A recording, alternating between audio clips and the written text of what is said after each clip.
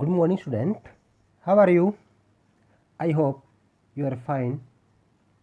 Student, last का जो video था उस वीडियो के अंदर हमने हिमालय पर्वत के बारे में पढ़ा और उसके विस्तार के बारे में जाना और उसके जो उपयोगिता यानी कि जो इम्पोर्टेंस है उसके बारे में हमने उसको अच्छे से जाना।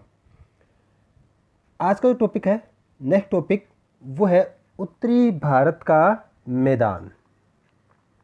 बच्चों, यह मैदान बहुत ही उपजाऊ मिट्टी से बना हुआ है और इस मैदान को मनाने में जो है सिंधु, गंगा और ब्रह्मपुत्र जैसी जो नदियाँ हैं इन्होंने अपनी भूमिका निभाई।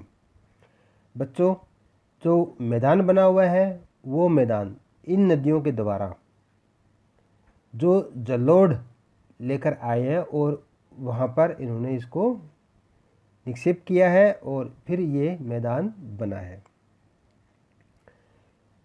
ये टॉपिक पढ़ने से पहले मैं आपको थोड़ा सा ये बताना चाहता हूँ कि मैदान जो है वो किस प्रकार बनते हैं, उसके बाद जो है हम अपना टॉपिक स्टार्ट करेंगे। बच्चों,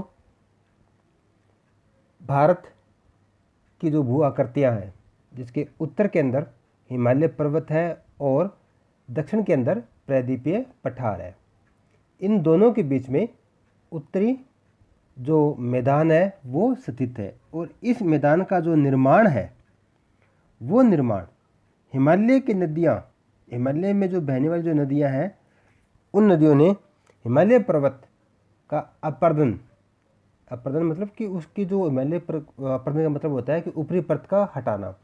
तो जब ये नदियाँ बहती थी या बह रही है तो उन्होंने जो है उन नदियों ने वहाँ पर अपर्दन की जो है प्रक्रिया की और जैसे ही उन नदियों की जो गति है वो मंद पड़ी या धीमी हुई, तब अपने साथ जो निक्षेप लेकर आई है, जो जलोढ़ लेकर आया है, उस जलोढ़ को या अपर्दन का जो मटेरियल है वो जो लेके आई है, उसको जब गति धीमी हुई नदियों की तो वो आसपास के क्षेत्र के अंदर उसको निक्षेप किया, उसको जमाव किया और इस प्रकार जो है इस विशाल मैदान का जो है निर्माण हुआ। अब हम आगे बढ़ते हैं। इस मैदान की पूर्व से पश्चिम लंबाई लगभग 3200 किलोमीटर है। पूर्व से पश्चिम यानी कि बच्चों, जिस प्रकार हिमालय पर्वत के समानांतर जो ना ये फैला हुआ है, इसकी औसत चौड़ाई 150 से लेकर 300 किलोमीटर है। जलोढ़ निक्षेप की अधिकतम गहराई 1000 से लेकर 2000 मीटर मानी गई है। यानी कि इतनी गहराई से जो ना इस मिट्टी का जमाव होना स्टार्ट हुआ और एट टाइम प्रेजेंट जो है हम यहाँ पहुँच चुके हैं। बच्चों, एक सिंपल सी बात है, 1 सेंटीमीटर इस मिट्टी की 1 सेंटीमीटर परत बनने में सैकड़ों साल लगे हैं। तो अब आप आइडिया लगा सकते हैं कि 1000 से लेकर 2000 मीटर तक जो ऊंचाई बनी है उसको बनने में कितना टाइम लगा है। 1 सेंटीमीटर जो परत बनने में सैकड़ों साल लगे हैं, तो 1000 से लेकर 2000 मीटर तक की जो औसत जो गहराई है, इस गहराई को बनने में कितना टाइम लगा है।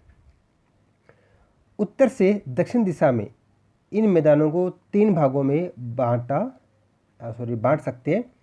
पहला है भाबर, तराई और जलोढ़ मैदान।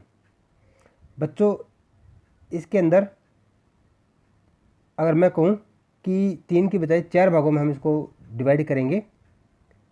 पहला है भाबर, दूसरा है तराई और उसके बाद में खादर और बांगर। आप डायरेक्ट जो है इसको 4 भागों में जो है इसको हम डिवाइड करेंगे। पहला है भाबर, दूसरा तराई और तीसरा खादर और चौथा जो है वो है बांगर। इस जलोढ़ के मैदान को, इस उत्तरी मैदान को जो है हम 4 भागों में डिवाइड करेंगे, भाबर, तराई, खादर और बांगर। सबसे पहले हम करते हैं भाबर के बारे में कि ये भाबर जो है उसकी क्या विशेषता है। भाबर 8 से 10 किलोमीटर चौड़ाई की पतली पट्टी है जो शिवालिक गिरिपाद के समानांतर फैली हुई है। उसके परिणामस्वरूप हिमालय पर्वत श्रेणी से बाहर निकलती नदियाँ यहाँ पर भारी जल भार जैसे बड़े सेल और गुलासन जमा कर देती है। बच्चों, सिंपल सी बात है कि जब हिमालय से जो नदियाँ बाहर निकलती है, कि जब मैदानी भाग में जब प्रवेश करती है, तब वो नदियाँ जो है उनकी गति होती है तेज़। अच्छा, तेज़ गति के साथ जब बहती है तो वो अपने साथ बड़े बड़े पत्थर जो है वो अपने साथ बहाकर ले आती है, यानी कि कुछ सैकड़ों टन भारी जो है पत्थर वो अपने साथ बहाकर ले आती है।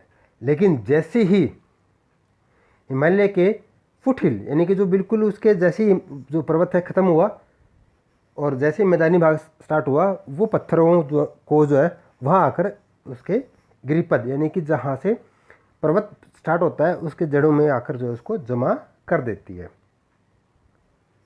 उसी को जो है यहाँ भाबर, उस एरिया को जो भाबर बोला जाता है। भाबर के दक्षिण में तराई क्षेत्र है जिसकी चौड़ाई 10 से 20 किलोमीटर है। बच्चों, इसमें एक बात और बता देता हूँ मैं आप लोगों को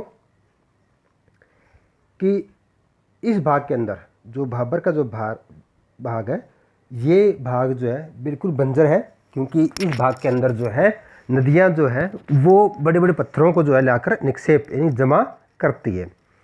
लेकिन जब नदियों के अंदर पानी की मात्रा कम होती है, तब ये पत्थर जो है वो पानी से ऊपर दिखने लग जाते हैं। तब ऐसा प्रतीत होता है कि नदियाँ जो है यहाँ पर आकर लुप्त हो चुकी है, क्योंकि इन पत्थरों का जो आकार काफ़ी बड़ा होता है और जो जल का जो स्तर है वो इस मैदान या उस पत्थरों से नीचे बहना स्टार्ट हो जाता है। तब यूँ लगता है कि यहाँ पर नदियाँ जो है वो एक तरह से लुप्त हो गई है। इस भाबर के क्षेत्र के बाद आता है हमारा नेक्स्ट तराई। बच्चों, यहाँ ये तराई के बारे में बता रहा है कि भाबर के दक्षिण में तराई क्षेत्र है जिसकी चौड़ाई 10 से 20 किलोमीटर है।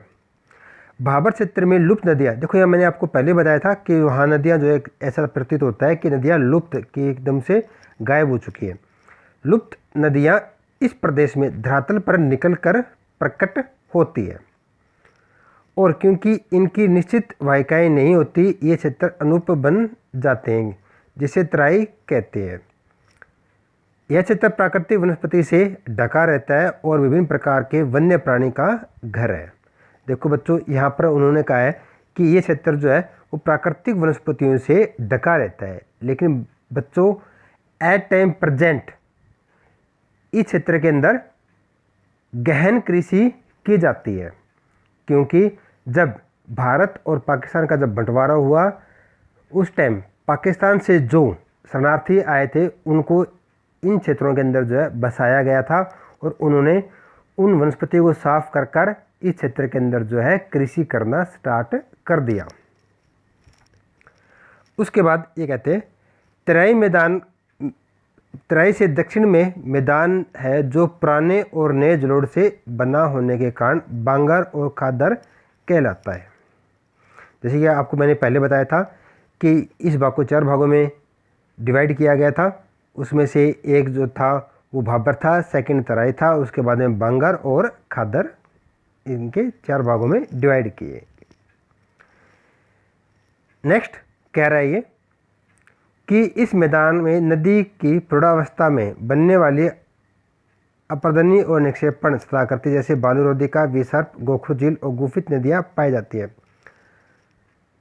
ब्रह्मपुत्र घाटी की मैदानीय नदीय द्वीप और बालूरोधिकाएँ की उपस्थिति के लिए जाना जाता है। यहाँ ज़्यादातर क्षेत्र में समय समय बाढ़ आती रहती है और नदियाँ अपने रास्ता बदलकर गुफित वाहिकाएँ बनाती रहती है। देखो बच्चों, ये जो टॉपिक आया है, ये टॉपिक जितने भी यहाँ पर जो वर्ड आ रहे हैं जैसे बालूरोधिका, विसर्प, गोखुर झील, गुफित नदियाँ, ये सब टॉपिक जो है मैं इनको हमारा जो नेक्स्ट जो लेसन आएगा अपवाद तंत्र, उस लेसन के अंदर इनकी एक वीडियो जो है आपको मैं भेजूंगा, जिसके अंदर विसर्ग, गोखुर, झुल और गोफी नदियाँ किस प्रकार बनती हैं, कैसे क्या होता है, ये टॉपिक जो है हम वहाँ जा उस टाइम या नेक्स्ट लेसन के अंदर जो हम उसको एक्सप्लेनेशन करेंगे। क्योंकि यहाँ पर इसको थोड़ा सा एक आपको एक हल्की सी जानकारी दी गई है। इस लेसन के अंदर जो ना इसका कोई भी ज़्यादा विशेष महत्व नहीं है, लेकिन नेक्स्ट जो लेसन होगा उसके अंदर इनका काफ़ी ज़्यादा महत्व है।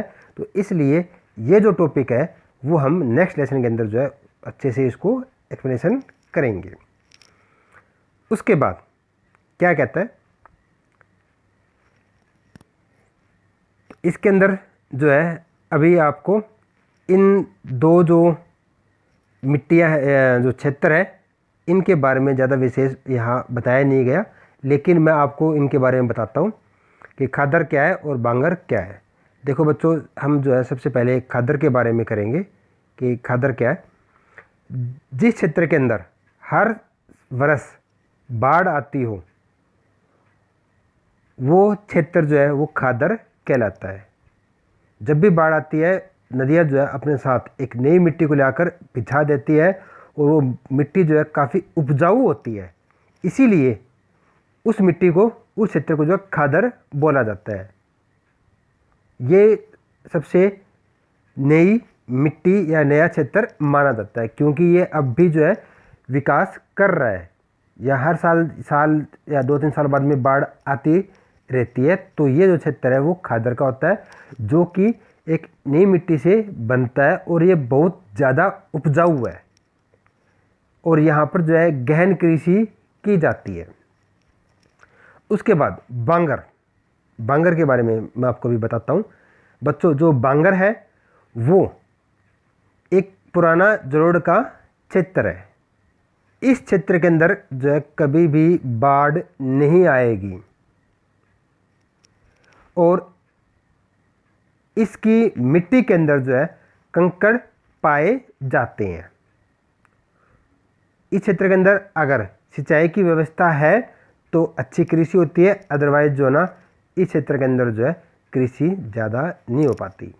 जबकि खादर के अंदर जो है वो गहन कृषि होती है और ये जो है वो एक नया जो मैदान माना जाता है।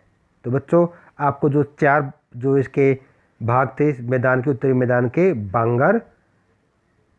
भाबर, तराई, बांगर एंड खादर, इन चारों के बारे में मैंने आपको अच्छे से बता दिया है। यहाँ पर बांगर और खादर का जो है इसमें ज़्यादा विशेष नहीं दिया गया, लेकिन जो बातें मैंने आप लोगों को बताई है ये अच्छे से सुनकर इसको नोट कर ले। नेक्स्ट यहाँ बताया गया है कि उत्तरी भारत के मैदान में बहने वाली विशाल नदियाँ अपने मुहाने पर विश्व के बड़े बड़े डेल्टाओं का निर्माण करती है, जैसे सुंदरवन डेल्टा। देखो बच्चों, यहाँ पर जो सुंदरवन डेल्टा के बारे में बताया गया है, यह विश्व का सबसे बड़ा डेल्टा था। अब तक जो है हम ये पढ़ते आ रहे हैं कि विश्व का सबसे बड़ा डेल्टा जो है वो सुंदरवन डेल्टा है, जो कि वेस्ट बंगाल और ये बांग्लादेश के अंदर जो है वो पूरा एरिया जो कवर करता है, काफ़ी बड़ा एरिया कवर करता है। बट अब जो है अमेजन बेसिन का जो डेल्टा है ब्राज़ील के अंदर, वो सबसे बड़ा जो है वो क्षेत्र बन चुका है। ये विश्व के नंबर 2 पर आ रहा है। सामान्य तौर पर यह सपाट मैदान है जिसके समुद्र तल से औसत ऊंचाई 50 से 100 मीटर है। हरियाणा और दिल्ली राज्य सिंधु और गंगा नदी तंत्रों के बीच जल विभाजक है। तो बच्चों, यहाँ पर जो है जो स्पष्ट और जो मेन जो बात है इस टॉपिक के अंदर वो ये है कि यह मैदान जो है वो उपजाऊ जलोढ़ मिट्टी से बना हुआ है और यहाँ कई प्रकार की जो कृषि की जाती है, जिसमें गेहूँ, चावल, गन्ना, जूट उगाई जाती है और यहाँ पर जनसंख्या का घनत्व जो है वो ज़्यादा पाया जाता है। तो बच्चों, आज के लिए इतना ही टॉपिक। इसके अंदर जो बातें मैंने आपको बताई है, स्पेशली जो खादर और जो बांगर के बारे में जो आपको बातें बताई है, या तराई या भाबर, उनको अच्छे से सुना होगा आप लोगों ने। जो सुना है टॉपिक इसके अंदर इतनी बातें बताई नहीं गई है, वो आप लोग जो है वो उसको नोट कर लें। Thank you students, have a nice day.